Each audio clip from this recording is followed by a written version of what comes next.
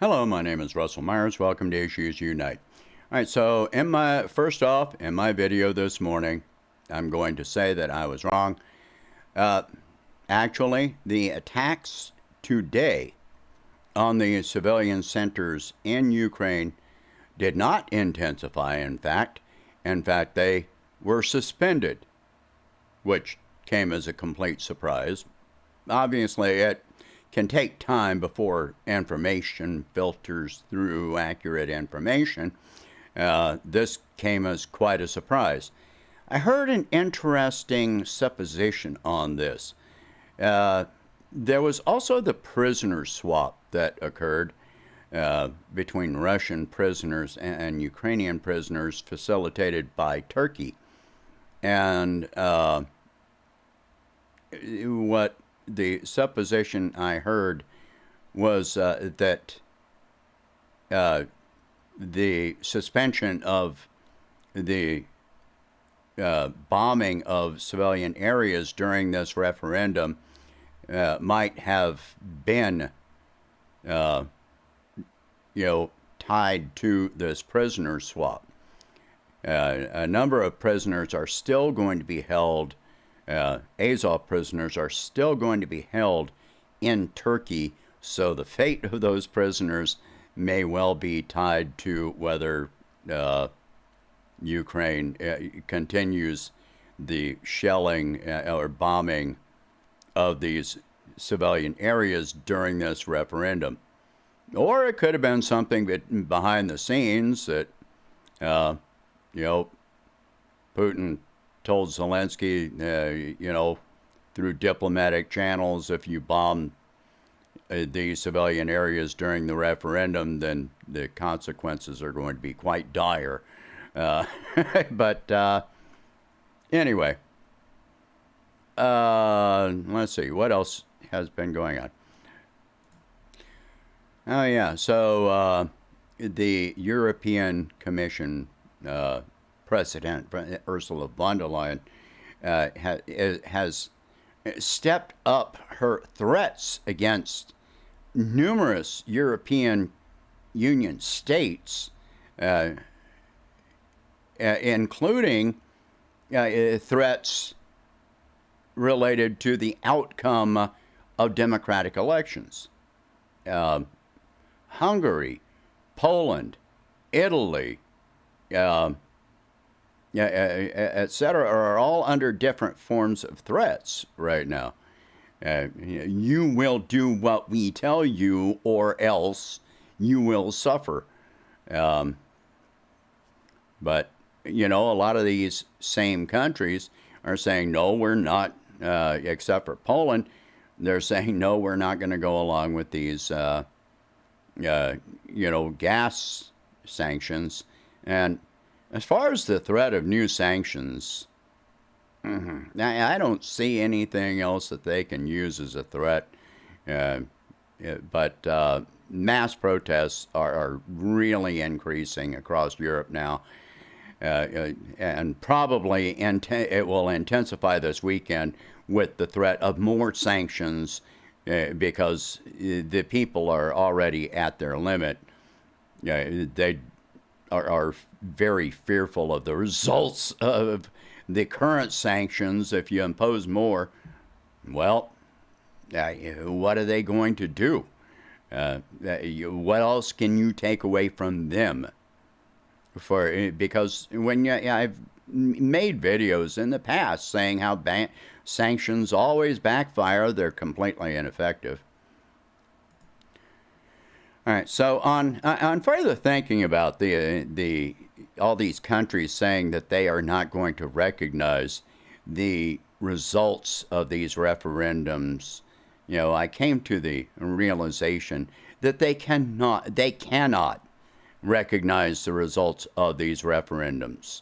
If they recognize, and that includes China, that includes Turkey, all these other countries, they cannot recognize the results of these referendums. If they did, then if some part of their own country wanted to secede, declare independence, then they would have to recognize the result of that referendum as well. Texas wants to secede. Okay. They hold a referendum. Do you think it would be that simple? California, Florida, even with states that are United States, that are, welfare states, effectively welfare states. They receive more federal funding than they, pay in, which is most red states, if not all. There are still many issues, military bases, highways, trade routes, etc. These are all things that have to be taken into consideration. And that's just beside, the, grip on power that is involved here. So no, they cannot recognize the results of these referendums. Russia has already been through this with the breakup of the Warsaw Pact. So they've already gone through this, and now these these states are that were previously part of, or at least regions that were previously part of the Warsaw Pact, Crimea, Donbass, Donetsk, Kherson, Zaporizhia, they are voting to return to the Russian Federation. And, even being a federation, it is the Russian Federation of states, well, if they later choose to secede and hold another referendum, well, Russia will be obligated to recognize that as well. But they're not too worried about that at this time. Crimea has,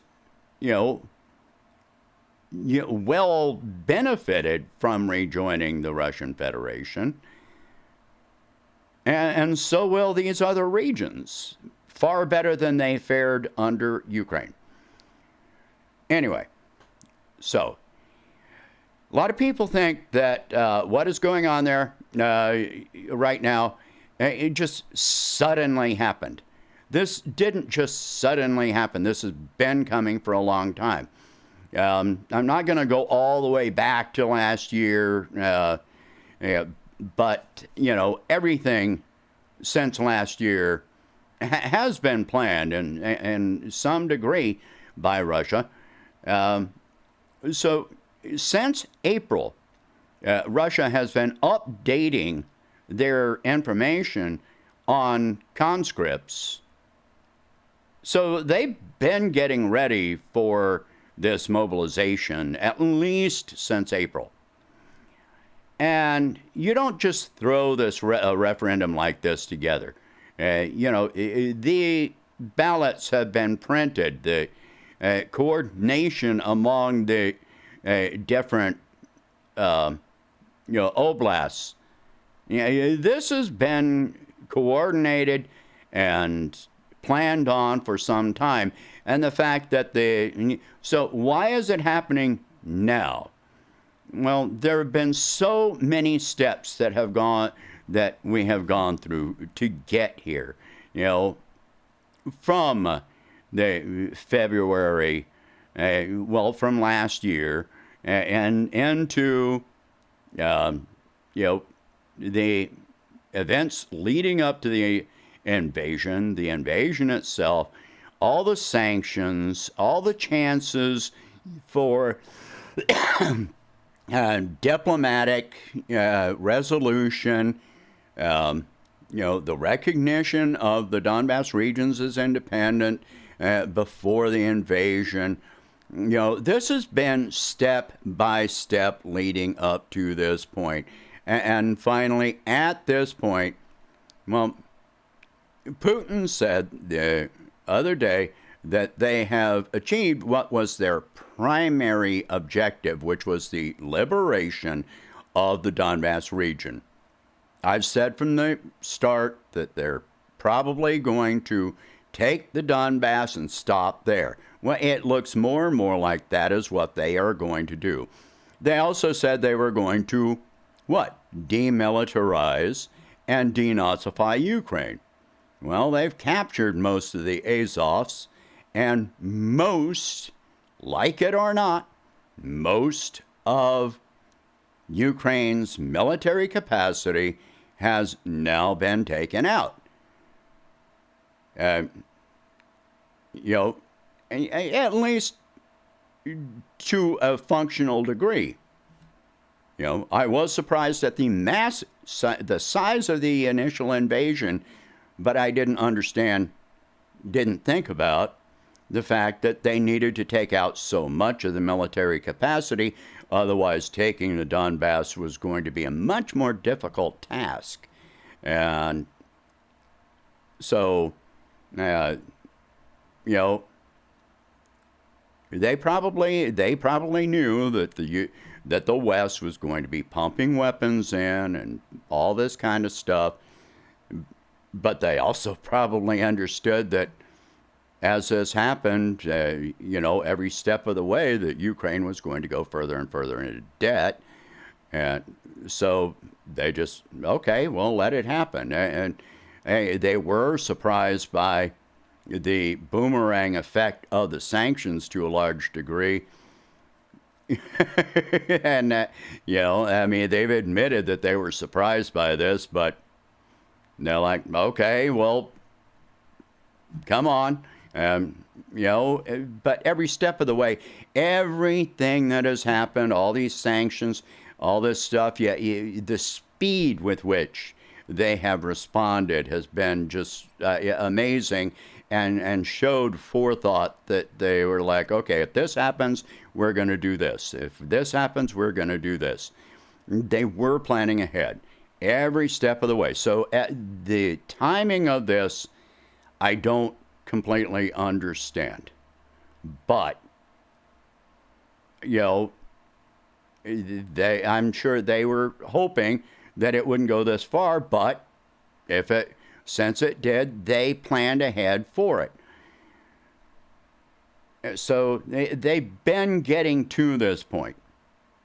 It didn't just suddenly happen. Putin didn't just all of a sudden, bam, I'm ordering a 1% mobilization of our forces, and it's so specific who is being mobilized, and they have said people with combat experience, but I'm gonna guess more trained. Because I don't think that they've got 300,000 combat experience veterans, because they haven't been involved in as many conflicts as the United States has, or NATO. Most of the Ukrainian combat experience veterans forces, they're already on the front lines. They don't have more to draw from. Ukraine did not have mandatory conscription like Russia does. Every male above a certain age has to spend a certain amount of time, at least 2 years, in the military. So they do have that many to draw from. They are trained. They are militarily trained. Ukraine doesn't have time to train people for 2 years to draw from. All of their males of the appropriate age. So, this is a distinct advantage. And I think that what's going on right now is probably planned as well. That before those forces get there, they're talking about training, 1 to 2 months for a lot of people. Well, during that 1 to 2 months of training, what they're going to be doing is sending equipment ahead so that these forces will have things already there so that because winter is coming. You have to get that equipment in there before all the rains come. So they're going to be moving mass amounts of equipment in during that period of time so that when those forces come in, the equipment is already there. By the way, Russia just now announced, now they probably increased their, weapons production and so forth before this, but this is the first time they actually announced that they have increased production by 40%. So they've got their factories working days, nights, and weekends. So that means that they're hiring more people. So they've actually created jobs, which I'm not in favor of jobs in support of warfare, but for their people, it's probably not a bad thing if they've got enough workers to fill those jobs. So let's wait and see what happens from here. I'm hoping that the suspension of bombing holds up for the length of the referendum. Just because it was suspended today doesn't mean that that suspension is going to hold. But let's cross our fingers. Even in warfare, in wartime, nobody wants to see civilians getting attacked on either side of the conflict. That is a war crime. I don't care who's doing it, it is a war crime. All right, so share this video, talk about these subjects if you can. Please donate whatever you can to help expand this channel and my presidential campaign, and I will catch you in the next one. Thank you for watching. Have a good day.